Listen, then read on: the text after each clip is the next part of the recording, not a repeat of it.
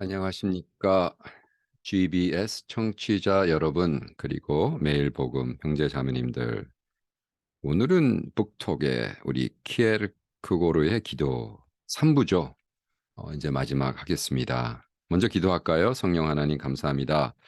이 책을 통해서 받은 많은 은혜와 또 정말 우리가 그리스도인이 되는 것에 또 개인적 실존을 실현하는 모든 것, 우린 구도자의 삶을 살아야 되는데 세렌 키에르크고르가 우리에게 이 기도문으로 그의 삶을 통해서 우리에게 보여주고 남겨놓았습니다. 이것을 묵상할 때 우리에게 큰 도움이 될 수 있도록 도와주시옵소서. 감사하며 예수님의 이름으로 기도합니다. 아멘. 음, 제가 뭐 벌써 세 번째 소개하는 거니까 전체적인 거는 안 하겠습니다. 2006년도에 이 책을 발견했어요. 사실 2004년도에 영어로 된 책, Prayer of Kierkegaard. 2004년도에 이 책을 발견해서 읽으면서 번역은 요렇게 하면 좋겠다라고 번역을 좀 손을 대다가 2006년도에 아예 번역판을 발견을 해서 번역은 스탑이 됐었고, 그러나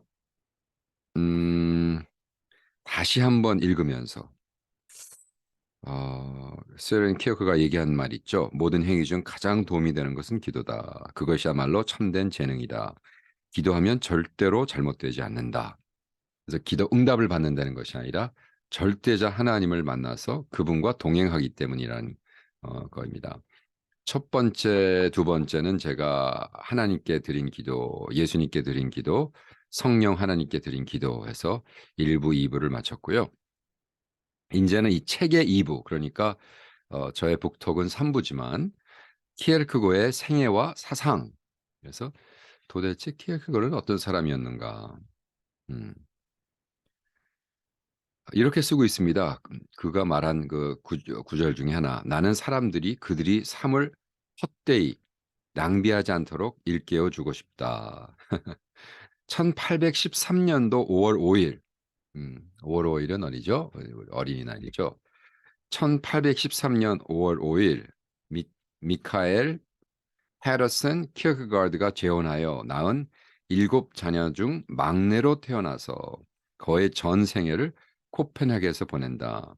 그는 아버지의 재산으로 생활비를 충당하면서 대학생, 진지한 저자, 그리고 마지막으로 논쟁적인 작가가 되었다. 그는 1930년도에 대학에 들어가 17살 때 들어갔습니다. 1841년도에 석사 학위를 받았다. 11년이나 걸렸죠. 1940년에 레기오 올센과 약혼하였으나 그 약혼은 1년이 조금 지난 후 깨졌다. 그래서 17살에 들어가서 28살에 마스터를 받고 그 약혼을 했다가 약혼이 깨지면서 그의 삶 여러 가지 복합적입니다.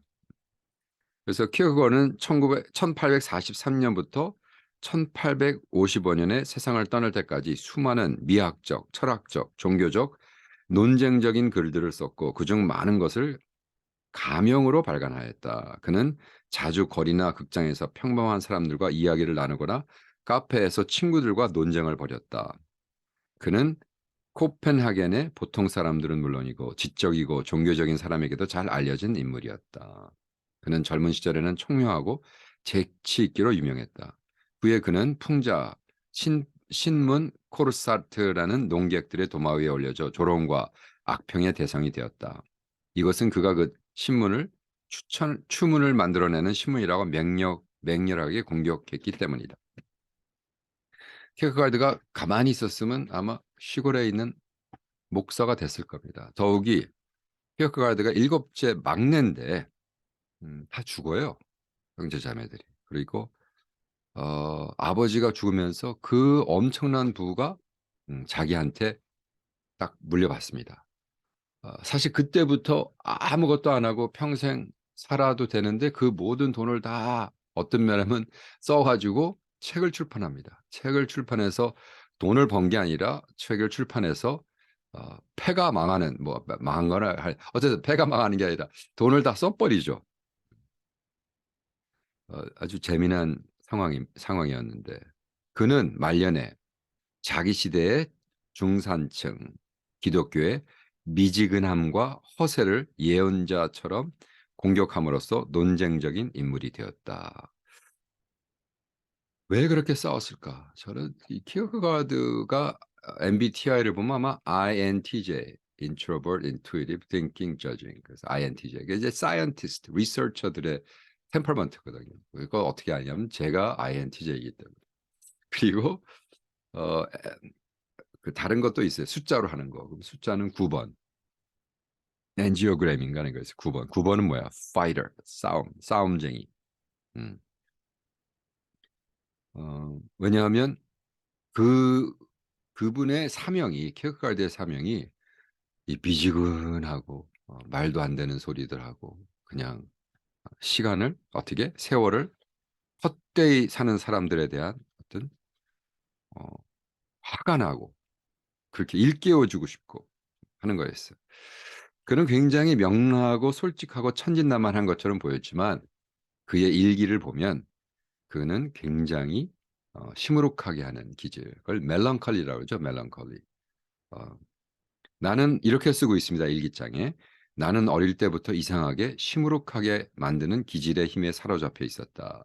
그 기질의 깊이는 오직 내게 주어진 똑같이 이상한 솜씨, 즉 겉으로 명랑함과 쾌활함을 가장함으로써 그 기질을 숨겨버리는 솜씨를 통해서만 그 참 모습을 드러낸다. 내가 기억할 수 있는 한 나의 유일한 즐거움은 아무도 내가 얼마나 불행한가를 알아채지 못하게 했다는 것이다. 그러니까 복잡한 사람이었죠. 그러나 사실은 자기 엄마라고 엄마가 누구였냐면 그 집의 식모였어요. 케이크하드 아버지의 부인이 아팠을 때 그리고 죽어갈 때 아버지가 그 일하는 식모를랑 썸띵을 해서 난 아들이 키어크가드예요. 그렇기 때문에 그는 평생 그런 컴플렉스에 빠져 있습니다. 음, 그가 이 기도라는 책, 기도에 대한 책, 그리고 그의 이러한 그 모습을 쭉 발표를 했을 때 그 삼촌이 이런 말을 했습니다. 그 이 얼마나 고통스러운 생각인가. 언제나 그렇게 명랑해 보였던 내 조카, 그처럼 근본적으로 우울했어야만 했다니. 그러니까 친척들이고 모두 깜짝 속은 거죠. 아, 쟤는 너무 명랑해. 쾌활해. 그러니까 예를 들어 싸이라고 있죠. 싸이. 우리 한국에 싸이라는 사람이 삼촌한테 싸이냐 뭐 언제나 뭐 행복한처럼 하고 놀고 그랬죠. 사람들 웃기고. 근데 싸이가 죽기 전에 나는 정말 언제 우울증과 맨날 씨름을 해야 됐었다. 뭐 이렇게 쓰는 거랑 똑같은 거죠. 음. 그래서 케이크로는 시인, 철학자, 그리고 자기 시대를 향해 외친 예언자, 그 기도라는 책이 출판된 후, 자, 키에크거드의 소명의식은 싸움, 개인적인 소명의식 발전으로 바라보는 것이다.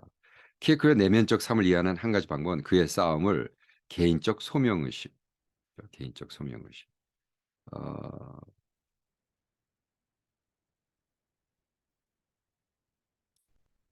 그 자기 자신의 그 보케이션, 콜링을 정말 알고 사는가. 키르케가드는 그때 당시 그 덴마크에 있었던 모든 기독교 신앙과 그리고 그들이 하고 있는 어떤 문제를 어떻게 하면 이거를 일깨워 줄 수 있을까. 그래서 신학을 공부했는데 신학 공부는 궁극적으로 아무도 흥미도 도움도 주지 못했다고 고백하고 있어요. 음. 그는 신학 공부를 통해 기독교 신앙에 관한 그의 이중적인 의식을 해결하는데 실패했을 뿐만 아니라 기독교 신앙과의 그 어떤 긍정적인 관계로부터 멀어지고 그거는 철학과 기독교의 관계를 깊이 생각해 보고는 그 둘을 양립할 수 없다고 결론을 내렸다. 무슨 말이냐? 어, 그는 기독교는 신자들을 세상과 대립하게 만드는데 자신은 세속적이라고 생각했다. 그는 교회가 회심, 즉 절망의 도약을 요구한다고 보았다. 그리고 그러한 도약은 적어도 1835년도에는 그에게 해당되지 않았다.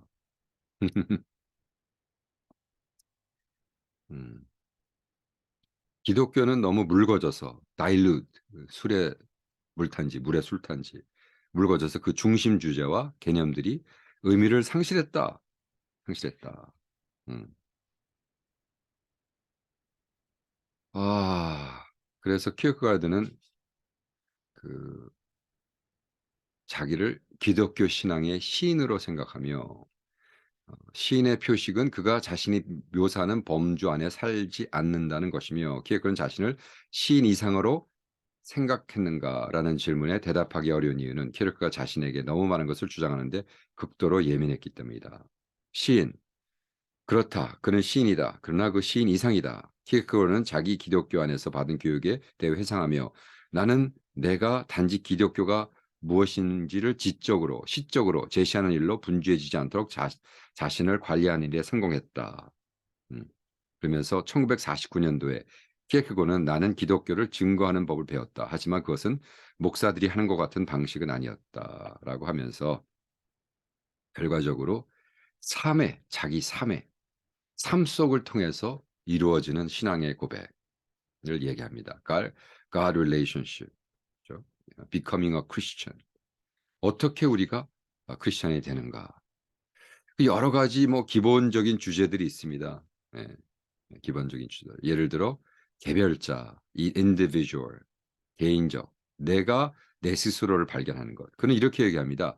그리스도인이 된다는 것이 무엇을 의미하는가? 그리스도인이 된다는 것은 자신의 가장 내부에 있는 개별성, individuality 또는 자아, self를 자기 자신이 되는 것. 그래서 여기서 어떻게 보면 굉장히 개인주의다. 우리는 없다. 믿으면 우리는 없거든요. 우리 아버지가 선교사라, 우리 아버지가 우리 아버지가 목사라. 그건 이제 그 얘기를 하는 거죠. 그것이 자기 안에서 완전히 실현될 때, 음, 그것을 얘기합니다. 그리고 여러 가지 있는데 시인의 실존, the poet existence. 그래서 어, 자기 스스로의 것을 어떻게 하고 있는가, 합리적. 제가 사실 오늘 나누고 싶은 것은 시간이 지금 많이 가서 이것도 또 하다 보면 4부까지 가겠습니다. 기도의 사람, 2부의 4장, 기도의 사람. 그가 기도에 대해서 이렇게 쓰고 있습니다. 나는 아멘이라는 말 외에는 한마디도 더 할 수가 없다. 키에크거르는 기독교로 돌아오기 시작할 때부터 세상을 떠날 때까지 기도의 사람이었다. 사람은 기도의 이유를 묻지 말아야 한다. 기도는 숨을 쉬는 것 같기 때문이다. 숨을 쉬지 않으면 죽는다. 너무 간단한 얘기지만 뭐 다 아는 얘기지만 그래도 다시 한번 짚고 넘어갑니다. 키어가르드가 이렇게 얘기했기 때문에 철학적이고 신학적인 주요 문제에 대해 그의 공헌에 대해서만 주의를 집중했고 키어가르드가 얼마나 삶과 사상에서 기도가 큰 역할을 차지했는지 아무도 지적하지 않았다. 그러면서 이제 페리라는 교수가 그 후로 이제 여러 책이 나왔죠. 이게 1950 몇 년도 나온 책이니까 그죠. 근데 기도의 의미, 기도와 자신의 삶에 있는 그래서 키어크가르드가 그 기도의 경건 생활, 매일 일정 시간을 어, 책을 읽는 데 바쳤고 기도하는 데 바쳤고 그삶 전체를 아주 자기 자신을 레귤레이트하는 시계같이 정확하게 하는. 그래서 우리가 기도도 그렇고 기분 날 때 하는 건 기도가 아닌 것 같아요. 우리는 기분 나고 기분 좋고 하고 싶을 때만 하면 그것을 잘할 수 있는 능력은 인간들에게 없는 것 같습니다. 우리는 어떻게 무조건 하고 계획을 갖고 하고 그죠? 그리고 기도의 근본은 이렇게 쓰고 있습니다. 의인은 기도 속에서 하나님과 함께 분투하며 하나님의 승리 안에서 승리한다. 이게 영어로 제가 읽어드릴게요. 영어로 The righteous man strives in prayer with God and conquers that God conquers. 의인은 하나님과 기도로 분투하며 기도 속에서 하나님과 함께 분투하며 의인은 하나님과 함께 기도로 분투하며 하나님의 승리를 나의 승리로 갖는다. 이게 더 좋은 번역인 것 같은데 결과적으로 우리는 하나님한테 막 손을 비틀어서 뭐 막 하나님이 내가 원하는 걸 하나님한테 일을 시키는 것이 아니라 하나님이 하고 있는 일을 내가 같이 동참하고 그 동참하면서 하나님이 승리할 때 내가 승리하는 이런 걸. 음 이걸 뭐 개인적으로 지금 방금 제가 한 일이니까 제가 80 년도 87 년도에 김동명 목사님 밑에서 창세기 제자 훈련을 했어요. 그 제자 훈련을 딱 마치고 '야 너무 중요하다. 이걸 좀 더 깊게 연구해야지.' 그리고 기도하면서 이걸 가지고 그때 우리 대학부를 가르치고 그 후로는 인제 오이카스라는 교회 있을 때 몇 번 하고 그것이 쌓이고 쌓이고 쌓이다 보니까 와 뭐 한 천 몇백 장이 됐어요. 그걸 다시 매일 복음이라는 데서 하다가 1200 1120 장의 그 주석이 됩니다. 근데 그거를 솔직히 내가 뭐 하나님 이거 뭐 잘 팔리는 주석 할 수 있도록 너에게 능력을 주시고 이렇게 해서 한 것이 아니라 그냥 '이거 해야겠구나.' 하나님이 하시는 것 같고 하나님의 인도하심이 있는 것 같고 그래서 하다 보니까 그렇게 되더라는 거예요. 그게 중요한 거죠. 우리는 뭐를 우리가 원하고 뭐 하고 싶어서 하는 게 아니라 하나님이 하는 일에 동참하는 것이 기도가 아닌가. 또 음 그래서 이렇게 쓰고 있습니다, 켜가드는. "내가 아침마다 하나님이 내게 맡가시는 일을 수행할 힘을 주시기를 기도해야겠다는 것은 얼마나 놀라운 일인가." 왜? 그는 아버지 죽음 직후 재정적으로 독립하고 더 이상 일자리를 구할 필요가 없게 되었습니다. 그러니까 예를 들어 요즘 사람이 어 갑자기 한 30 밀리언 장 한 떠 요즘 시세로 얘기하면 한 30 한 25 밀리언 정도 받은 거예요. 그러면 뭐 1 년에 한 5만 불 써도 한 50 년을 살 수 있는 거니까. 근데 그보다 내가 뭐 더 왜냐하면 키어가르드가 인제 아버지 집에 있다가 그 큰 집에 있을 필요가 없어서 어떻게 다 팔고 정리하고 어느 아파트로 왔냐 하면 하인 2 명만 데리고 살 수 있는 아파트로 축소해서 옵니다. 너무 재밌죠. 싱글이었으니까 남자 혼자 살았는데 그래도 하인 2명 정도는 데리고 그러니까 그전에는 큰 집에서 하인이 훨씬 더 많았다는 거죠. 근데 아파트로 옮기면서 하인 2명 정도만 데리고 할 정도로 다운사이즈 했다 뭐 이런 얘기가 있어요. 그런데 그러니까 막말로 그렇게 솔직히 뭐 돈도 필요 없고 이제 일 안 해도 되는데도 불구하고 자기가 매일 아침마다 하나님이 맡기신 일을 수행을 잘할 수 있도록 그 힘을 기도해야 됐다는 것이 얼마나 놀라운 일인가라고 자기 일기책에 썼습니다. 음. 그리고 자신의 기도 생활에 대해서 성찰하며 이렇게 썼습니다. "왜 너는 하늘을 향해 거만하게 목소리를 높이는가? 왜 너는 하늘을 향해 고함을 치는가? 왜 너는 너의 불행이 너무 크고 너의 불평이 너무 정당하고 너의 탄식이 너무 깊고도 애절하기 때문에 하나님이 그것들로 인해 시험을 받으실 수밖에 없을 것이라고 생각하는가?" 너무 재밌죠. 네. 도대체 니네들이 하나님한테 기도한다면서 막 "하나님 저는 왜 이렇게 불행합니까? 왜 저는 하는 일마다 안 됩니까? 제가 이렇게 힘들고 하는 거 탄식을 모르십니까?" 그러고 막 함으로써 하나님이 너희들의 기도 때문에 시험 받을 수 없을 것이라고 받을 수밖에 없을 것이라고. 웃기지 말아요, 웃기지 말아요. 말도 안 된다는 거죠. 그건 기도가 아니라는 거죠. 음? 기도는 그런 것이 아니고 기도는 자기가 절대적으로 아무것도 아니다. 네. 절대적으로 아무것도 아니고 그다음에 하나님이 절대적으로 everything이라는 것. 네. 어 그것에 대한 정의를 내립니다. 음 참된 기도는 이런 인식을 통해 시작되고 진행된다. 기도 기도자는 기도하는 사람은 자신에 대한 무가치감 nothing 시작해 자신과 하나님 사이의 절대적 거리를 이해하는 데 이른다. 그러니까 나는 정말 nothing이고 정말 지금 뭐 정말 벌레 같은 그러니까 다윗 왕이 그런 기도를 하잖아요. "나는 벌레다. I'm a worm." 근데 그걸 또 뭐 심리학적으로 뭐 몸에 뭐 우리가 안 좋다고 뭐 또 얘기하는 사람도 있는데 그게 아니죠. 그거는 단순하게 생각해서 그러는데 내가 정말 다윗 왕이 자기가 벌레 같아서 벌레 된게 아니죠. 하나님과 비교할 때 우주를 창조하신 하나님, 음? 내가 완전히 아무것도 아니고 정말 나는 무로구나 무. 음. 그래서 정말로 하나님이 우리에게 요구하는 것은 저 기도하는 사람으로서 절대적인 자아 포기, 내 자신을 포기하는 것. 그래서 이 딱 들어가면 여기선 우리가 아니라 나, 내가. 우리는 막 어떨 때는 막 하나님 기도 뭐 한다면서 하나님을 완전히 무슨 뭐 아주 친한 친구처럼 막 겁없이 하는 사람도 있어요. 진정으로 기도하고 하나님을 깨달은 사람은 그렇게 되지 않는다는 거예요. 하나님을 두려워한다는 거예요. 하나님에 대한 그리고 하나님에 대한 확실한 깨달음이 있어요. 그래서 키에크고르드는 그 옛날에 벌써 1680년 전에 뭐라고 얘기했냐면 키에크고르드에 의하면 신학 성경은 세상적인 승리, 즉 성공, 음,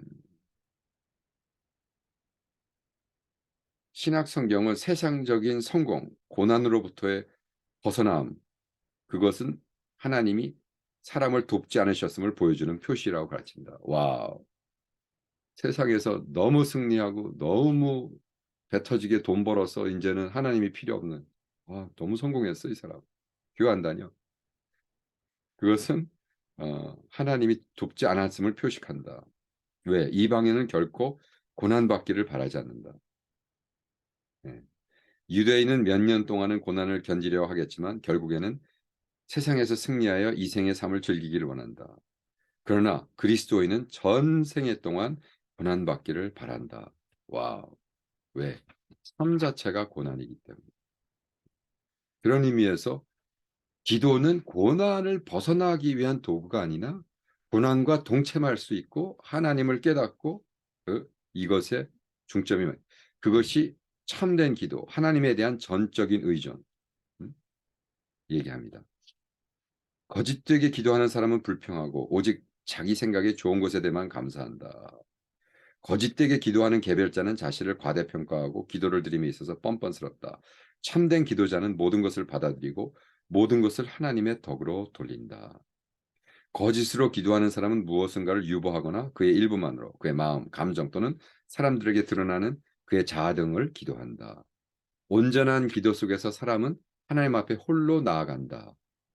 거짓 기도는 환상적으로 높여진 하나님 개념 속에서 하나님과의 관계를 증발시켜 버리기는 아니면 하나님을 사람처럼 여겨 마치 동료 인간을 대하듯 한다. 참된 기도는 사람의 모든 현명함을 제거하는 반면 거짓된 기도는 자주 묻혀 있는 것을 캐내는 식의 잔소리로 이어지는 영리한 대화가 된다.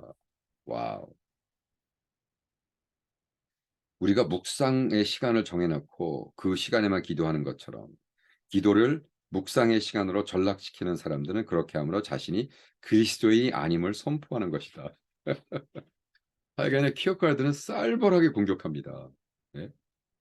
예를 들어 무슨 뭐 요즘 얘기하면 무슨 뭐 메디테이션을 한다 그러고 메디테이션 시간을 아래친다. 책 써가지고 돈 벌고 메디테이션 시간을 하고 유튜브에서 돈 차지해가지고 메디테이션을 가리키는 모든 싹군들을 가짜다. 그건 크리스찬이 아니다. 우리는 먼 시간이 기도 하나님과의 내가 아무것도 아니라는 걸 인정하고 하나님과 나의 거리가 얼마나 절대적으로 멀가. 그러나 그래서 하나님 앞에 나아가는 이렇게 쓰고 있습니다. 무엇보다 기도는 하나님에 대한 우리의 전적인 의존을 표현해야 된다. 모든 참된 기도는 이런 의존에 근거한다. 왜냐하면 우리의 참된 기도가 기도할 수 있는 힘을 얻게 해달라는 기도가 될수록 기도 속에서 역사하시는 분이 바로 성령 하나님이시기 때문이다. 인간은 오직 그런 기도를 시인하고 행하고 바랄 수 있을 뿐이다. 와우.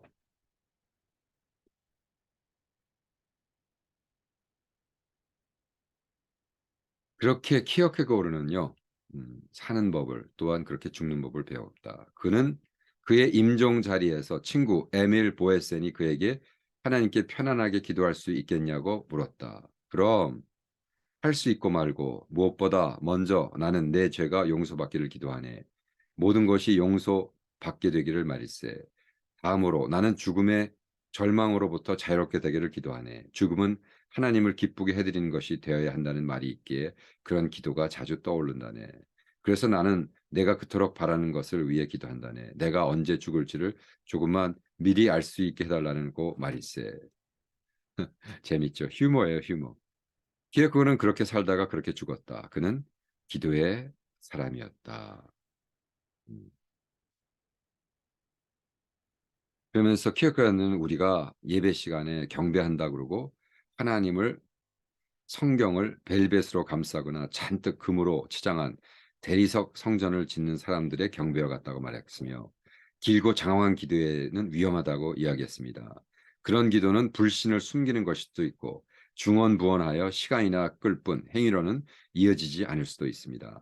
또한 그런 기도는 기도자가 잊어버려야 할 것에 집착함으로 참된 기도를 좌절시킨다. 예를 들어 마음이 악한 생각들로 가득 차 있을 경우 최선의 기도는 그런 문제들 위해서 꾸물거리지 않는 것이다. 그런 기도가 길어지고 무거워질수록 기도자가 벗어버리고자 하는 악한 생각들을 더 키우게 된다. 이럴 경우 우리는 서둘러서 하나님을 가장 강력하게 신뢰하는 법을 배워야 한다. 기도에 다른 말을 덧붙일 시간을 두어서는 안 된다. 왜냐하면 그럴 때 나는 내가 잊어버려야 할 것을 떠올리기 때문이다. 이런 경우에 기도는 하나님께 대한 신뢰를 표현하면서 침묵 속에서 그분과 함께 되는 것이다. 와, 키어케가드가 기도에 대한 입장은 결과적으로 그의 기본 사상, 어, 신앙은 말이 아니라 생활이다. 그래서 어, 마음의 순결, purity 한 가지를 딱 바라는데 그것이 뭐냐면 평생을 바쳐서 딱 한 가지만 바래라. 그게 뭐야? 하나님의 뜻이 무엇인가? 그러니까 하나님의 뜻을 추구하는 것이 딱 기도의 첫 번째며 마지막이며 어떻게? 나는 아무것도 아니고 하나님은 전부고 그래서 내가 할 수 있는 건 하나님이 이루시는 것만 할 수 있다. 그래서 이 본질에 딱 들어가는 순간 우리에게 진정한 자유.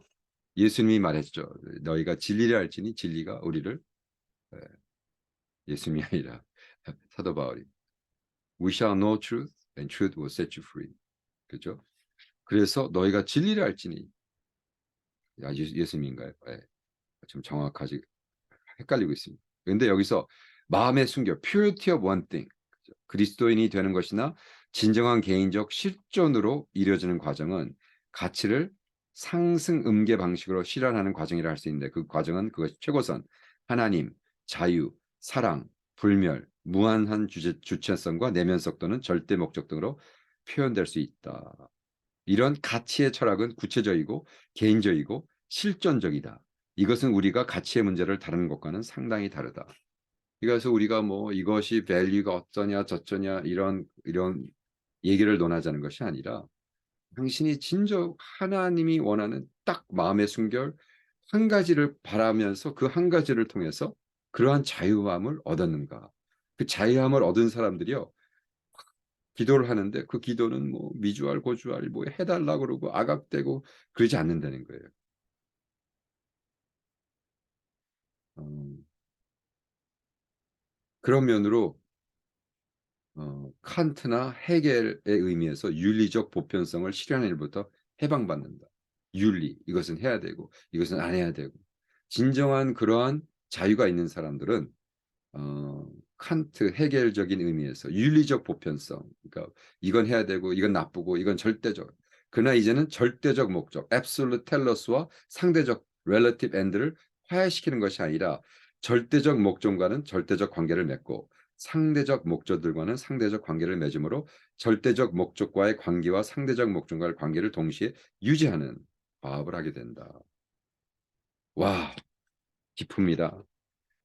다음 북톡에 뵙겠습니다.